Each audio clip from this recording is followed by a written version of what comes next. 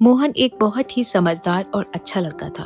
वह रोज अपने पिता के साथ जंगल जाता, वहाँ से लकड़ियाँ काटकर उन्हें बाजार में बेचा करता था। फिर एक दिन मोहन के पिता मोहन से कहते हैं, बेटा आज हमें ज्यादा लकड़ियाँ काटनी है, घर में खाना बनाने के लिए बाजार में बेचने के बाद कुछ और बचता नहीं है। मोहन कहता है, पिताजी आप बिल्कुल चिंता मत कीजिए, मैं हूँ ना, मैं बहुत सारी लकड़ियाँ आपके साथ काटूंगा और बाजार में बेचकर वे बहुत सारा धन कमाएंगे। दोनों खुशी खुशी जंगल की ओर चले जाते हैं, लेकिन वहाँ पर वो एक अजीब सी आवाज सुनते हैं। जब वो उसको देखने जाते हैं तो वो देखते हैं कि वहाँ पर एक तांत्रिक एक छोटे से चूहे की बलि दे रहा होता है। मोहन उसे रोकता है। तांत्रिक बहुत नाराज होता है। वो कहता है कि बरसों की तपस्या के बाद आज वो दिन आया है जब वह इस चूहे की बलि देकर बहुत शक्तिशाली हो जाएगा।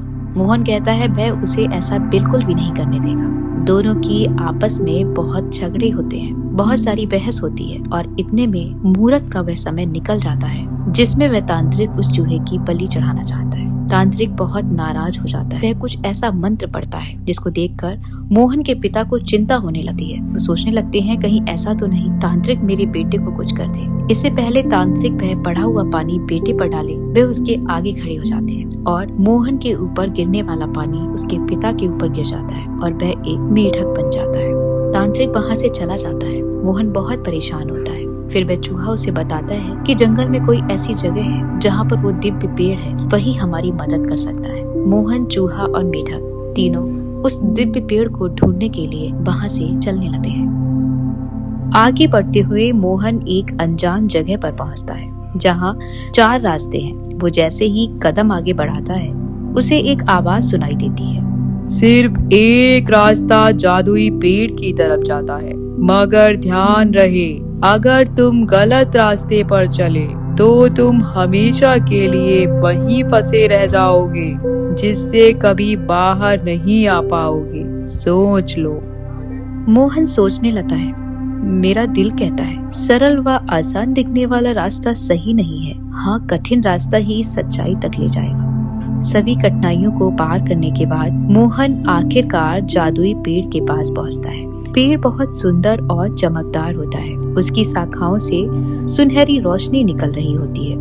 तुमने अपनी ईमानदारी, साहस और बुद्धिमत्ता से यहाँ तक का सफर पूरा किया है। तुम्हें 7 सवालों के जवाब मिलेंगे।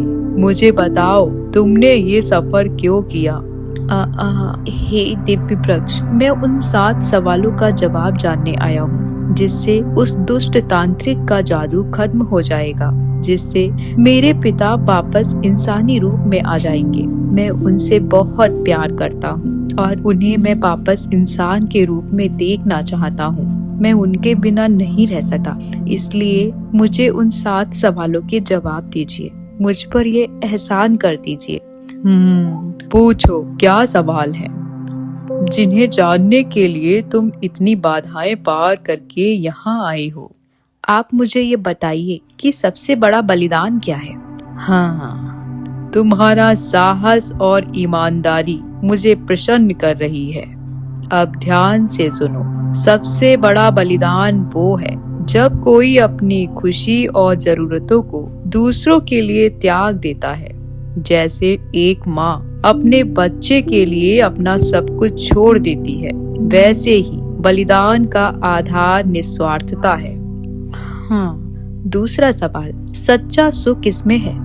सच्चा सुख धन और चीजों में नहीं, बल्कि रिश्तों में है। जब हम अपनों के साथ समय बिताते हैं, जब हम दूसरों की मदद करते हैं, तभी हमें सच्चा सुख मिलता है।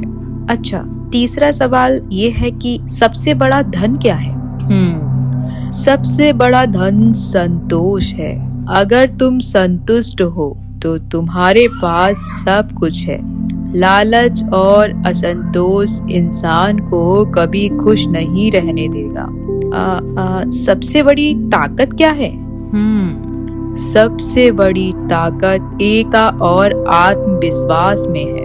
जब लोग एकजुट होकर काम करते हैं और खुद पर विश्वास करते हैं, वो सबसे बड़ी कठिनाई को भी पार कर सकते हैं। सबसे बड़ा गुरु कौन है? सबसे बड़ा गुरु प्रकृति है। ये हमें सिखाती है कि हर चीज का समय होता है। धैर्य, सहनशीलता और सादगी प्रकृति से ही सीखी जा सकती है। जीवन का उद्देश्य क्या है? जीवन का उद्देश्य दूसरों की मदद करना और मानवता की सेवा करना है। जब तुम दूसरों के जीवन में खुशी लाते हो, तभी तुम्हारा जीवन सार्थक बनता है। और आखिरी सवाल ये है कि सबसे बड़ा सत्य क्या है? सबसे बड़ा सत्य ये है, जो है वही स्वीकार करना सीखो। खुद को और अपनी कमजोरियों को अपनाना ही सच्चाइयों को जानने का पहला कदम है। सच्चाई से भागने वाला इंसान कभी खुश नहीं रह सकता। जैसे ही पेड़ सातों सवालों के जवाब दे देता है, चारों तरफ रोशनी फैल जाती है। मोहन के पिता, जो पहले मेढक बन गए थे, वे फिर इंसान में बदल जाते हैं। पिताजी, आप तो फिर से वैसे ही हो गए जैसे पहले थे। पेड़, आपका बहुत बहुत धन्यवाद। ऐसी ही और कहानियों के लिए हमारे चैनल को जरूर सब्सक्राइब करें, लाइक करें। धन्यवाद।